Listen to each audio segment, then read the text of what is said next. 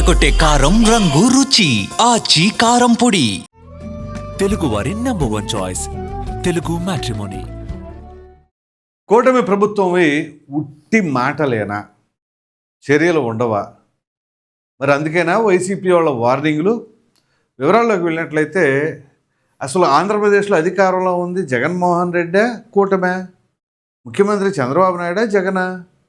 అసలు ఏంటో అర్థం కావట్లేదు. ఎందుకంటే కూటమి అధికారంలోకి వచ్చినప్పటి నుంచి కూడా ఒక వారం రోజులు అయిన తర్వాత అనుకుంటా, ప్రమాణ స్వీకారం చేసి వారం రోజులకే జగన్మోహన్ రెడ్డి విమర్శలు మొదలుపెట్టేశాడు.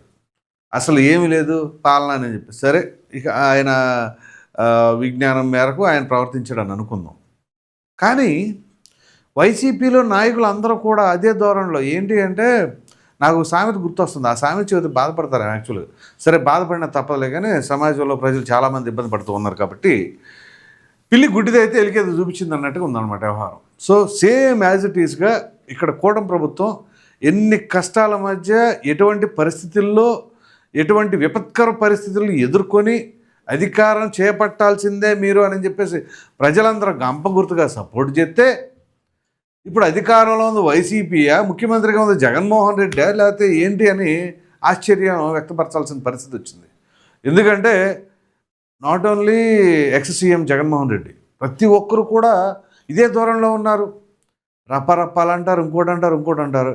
ఇప్పుడు ఏకంగా ఇంకో ఎమ్మెల్సీ, మామూలుగా ఎమ్మెల్సీ అంటే ఏంటండి, పెద్దల సభ. ఈ పెద్దల సభ అంటే ఏంటి అంటే, మామూలుగా ప్రజాస్వామ్యంలో ప్రజాప్రతినిధులుగా పోటీ చేసి గెలుపొందే వాళ్ళు అంటే కొంచెం డబ్బు ప్రభావం, కుల ప్రభావం, అవి ఇవి ఏవో ఉంటాయి. కానీ పెద్దల సభ అంటే పార్టీ నిర్ణయిస్తుంది, ఇదిగో పలానా వారిని పంపించాలని, ఒక మేధావుల్ని.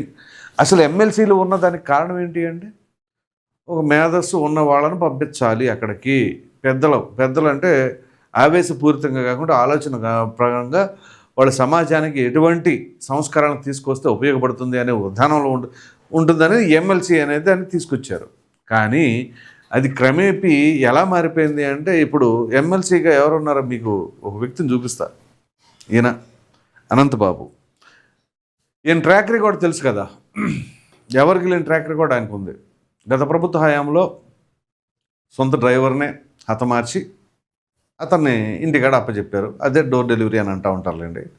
సో ఆ విధంగా చేశారు. మరి జగన్మోహన్ రెడ్డి ఏ విధంగా అంటే, సరే ఇతను ఎమ్మెల్సీని చేశాడు, సరే బాగానే ఉంది, సరే ఇతను ధోరణి తెలియదు కాబట్టి ఎమ్మెల్సీని చేశాను, అరే ఎలా చంపుతావని చెప్పి జగన్మోహన్ రెడ్డి అయినా 4 ఖర్చుకోవాలి యాక్చువల్గా. కానీ ఈయన జైలు జీవితం అనుభవించి బయటకు వచ్చేసిన తర్వాత పెద్ద ర్యాలీలు, గజమాలలో అసలు మామూలు వ్యవహారం కాదు ఇది. ఇదంతా ఒక ఎత్తు. సరే, ఆయనకి ఏదో కేడర్ ఉంది, వాళ్ళు కూడా అత్యుత్సాహంతో చేశారు అనుకుందాం. సాక్షాత్తు జగన్మోహన్ రెడ్డి సీఎంగా ఉండి ఆయన పక్కన కూర్చోబెట్టుకుంటాడేంటి? మరి ఇదే వింత కూడా అర్థం కాదు. ఇది ఒక ఎత్తు. సరే, అప్పుడంటే వాళ్ళు అధికారంలో ఉన్నారు కాబట్టి వాళ్ళు చెప్పిందే శాసనం కాబట్టి వాళ్ళ ఇష్టం అని అనుకుందాం. మరి ఇప్పుడు కూటమి ప్రభుత్వం అధికారంలో ఉంది, Chandrababu Naidu CM, Pawan Kalyan deputy CM. ఇటువంటప్పుడు ఏం జరుగుతుంది ఇక్కడ అర్థం కావట్లేదు. ఇప్పుడు మీ ప్రెస్ మీట్లో ఈయన మాట్లాడిన మాటలు ఒకసారి విన్న తర్వాత మనం మాట్లాడుకుందాం.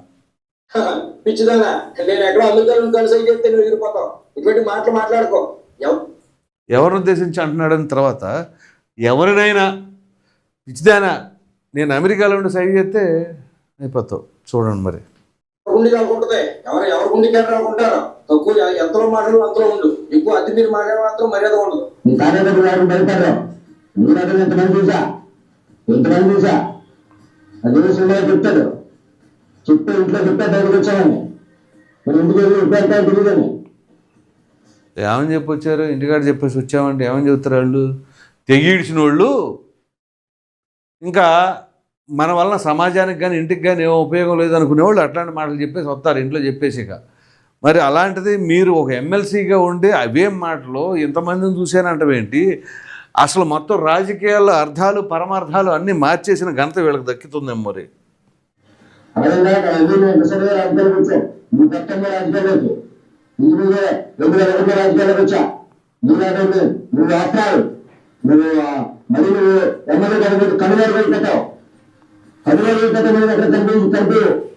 ఇంకో సంవత్సరాలు పోతే మీ పార్టీ తిరగబెడతాను.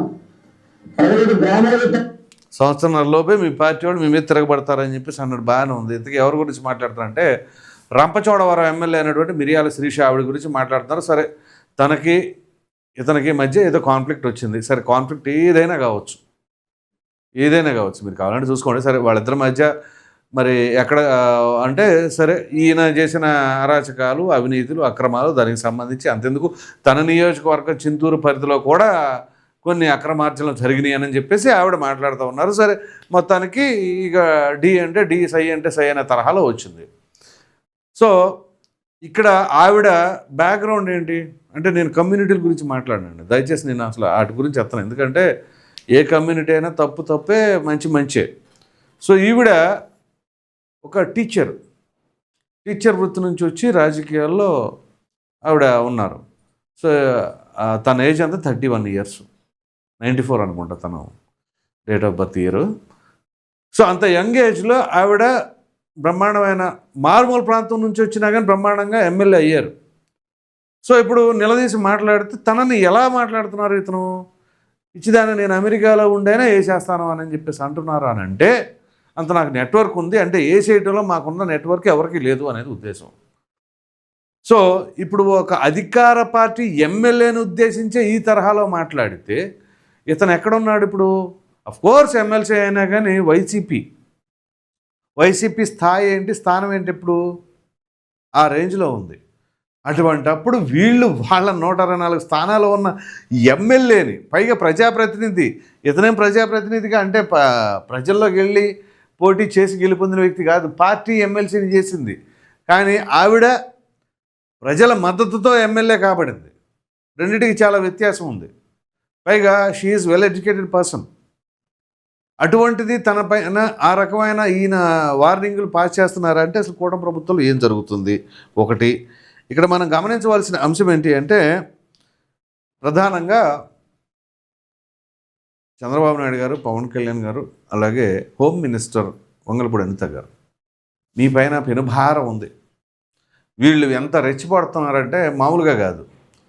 సో ఇంకా ఎందుకు తాచారో నాకు అర్థం కావట్లా. అంటే వీళ్ళని ఏమైనా లోపలేస్తే వ్యతిరేకత వస్తుందని చెప్పేసి అనుకుంటున్నారా?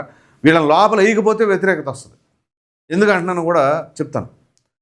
సో ఇక్కడ వీళ్ళు అధికారంలో ఉన్న సమయంలో టీడీపీ వాళ్ళు కానీ జనసేన వాళ్ళు కానీ సంబంధం లేకపోయినా ప్రతి దాంట్లో ఇరికించేసి అరెస్టులు చేసి వాళ్ళని మామూలు వేధింపులు చేయలే, అలా జరిగింది.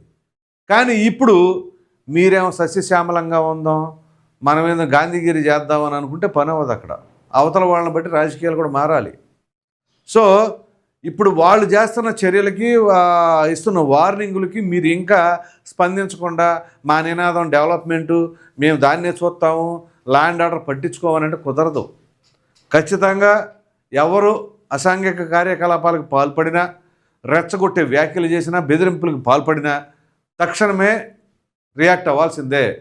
పోలీసులకు వదిలేసేయండి, ఫ్రీ హ్యాండ్ ఇచ్చేసేయండి, ఈడ్చుకొచ్చేసేయమనండి. మీ పార్టీ కాదు, ఆ పార్టీ కాదు, ఏ పార్టీ అయినా నో మోర్ పొలిటికల్ రికమెండేషన్స్. వాడు ఏ పార్టీ వాడైనా సరే ప్రజలను బెదిరించేవాడైతే మాత్రం ఇమ్మీడియట్గా అరెస్ట్ చేయాల్సిందే. సో అది పోలీసులకు ఫ్రీ హ్యాండ్ ఇచ్చేసేయండి. ఎవరు రికమెండేషన్ ఫోన్ చేసినా ఫోన్ కూడా ఆన్సర్ చేయొద్దని చెప్పండి. అది కదా అప్పుడు కదా పోలీసులు జూలు విదిలించేది. అలా కాకుండా వీళ్ళేమో ఆ ప్రెస్ మీట్లు పెట్టి డైరెక్ట్గా బెదిరింపు చర్యలు, వీళ్ళేమో మేము చేసేస్తాం అంటారు. వాళ్ళు ఏమీ చేయరని వీళ్ళకి అర్థమైపోయింది. సో ఇక ఆ తరహాలో ఉంది. అందుకని వీళ్ళు ఇష్టం వచ్చినట్టుగా వీళ్ళు మాట్లాడుతూ ఉన్నారు. సో అది ఎక్కడ ఇప్పుడు చాలామంది కూటమికి సంబంధించిన కార్యకర్తలు, నాయకులే అసంతృప్తిగా ఉన్నారు. డైరెక్ట్గా ఏం చేస్తామండి, మనం ఏం చేస్తాం చెప్పండి, ఇది మన పరిస్థితి, ఏమీ చెప్పుకోలేము, మింగలేము, కక్కలేము, ఆ పరిస్థితిలో ఉన్నామని చెప్పేసి ఎంతోమంది ఆఫ్లైన్లో నాతో చెప్పారు. ఏం మాట్లాడినా ఇదే జరుగుతుంది. సో ఇది చివరికి ఏంటంటే పరిస్థితి, ఒక ప్రక్కన జగన్మోహన్ రెడ్డి కాబట్టి ఒక విధంగా కూటమి బతికిపోయింది అనుకోవాలి. కూటమిని కాదని ఒకవేళ అటు వెళ్దామంటే అటు వెళ్ళలేని పరిస్థితి. ఆ ప్రకారంగా కూటమి దగ్గర ఉండిపోవడమే. కానీ ఇప్పుడున్న పరిస్థితుల్లో ఇంకా థర్డ్ ఆప్షన్ ఏదైనా ఉంటే ఎత్తుక్కుందామా అనే పరిస్థితుల్లో ప్రజలు ఉన్నారు. దీన్ని బట్టి అర్థం చేసుకోండి. పోనీ మీరేమైనా కమిట్మెంట్ లేకుండా పనిచేస్తున్నారంటే చేస్తున్నారు, కానీ what about law and order? ఇది లేకపోతే ఎలాగా? రాష్ట్రం ఏమైపోతూ ఉంటుంది. అసాంఘిక కార్యకలాపాలు, అసాంఘిక శక్తులు పెరిగిపోతూ ఉంటే ఎట్లా పడితే అట్లా మాట్లాడుతూ వార్నింగ్లు ఇచ్చేసి లేపేస్తాం పొడి చేస్తామని చెప్పేసి ఎమ్మెల్యేలుగా వార్నింగ్లు ఇస్తుంటే పట్టించుకోకపోతే ఏమనుకుంటారు ఇంకా? ఇతని గురించి కింద కామెంట్లో పెడుతున్నారు చూడండి. అది ఎవరికి టీడీపీ వాళ్ళతో కూడా లింకప్ అయ్యాన్ని, వాళ్ళకి ఎవరు వచ్చినా ఇబ్బంది ఏం లేదు. పైగా ఈయనేమో ఆ కేసుల్లో ఉన్న వ్యక్తే కదా ఇదొకటి. అలాగే ఇంకోటి ఏదో అసలే వీడియో ఒకటి ఉంది. ఇవన్నీ చేసిన వ్యక్తే కదా. అవన్నీ చేసి కూడా ఇంత బహిరంగంగా వచ్చి మాట్లాడుతున్నట్టు ఆ గట్స్ ఉండాలి నిజంగానే. అందరికి ఉండవు ఆ గట్స్. ఇతనికే ఉందండి నిజంగా. ఆ వీడియో బయటపడినా మర్డర్ చేశాడని చెప్పేసి క్లియర్గా తెలిసినా మరలా ఇంకా ఎమ్మెల్యేలు బెదిరిస్తున్నారు అని అంటే అబ్బో, వీళ్ళ ప్లానింగు, వీళ్ళ కాన్ఫిడెన్సు మామూలుగా లేదు. అది పరిస్థితి. మరి 40 ఏళ్ల చరిత్ర ఉన్న టీడీపీకి సంబంధించిన ఎమ్మెల్యేని అలా మాట్లాడుతుంటే మరి అధికారంలో ఉన్నప్పుడు ఏమి స్పందించరా? ఏమి చర్యలు ఉండవా? అందుగురించేనేమో చాలామంది ఈ మాట చెప్తున్నాను, కొంచెం కూటమి ప్రభుత్వం మీరు అర్థం చేసుకోండి. చాలామంది లా అండ్ ఆర్డర్ విషయంలో చేతగాని ప్రభుత్వం అని చెప్పి డైరెక్ట్గానే అంటున్నారు. మరి దీనికి మీరేమనుకుంటున్నారు? మీ అభిప్రాయం ఏంటి అని కామెంట్ సెక్షన్లో తప్పకుండా తెలియజేయండి. Thank you.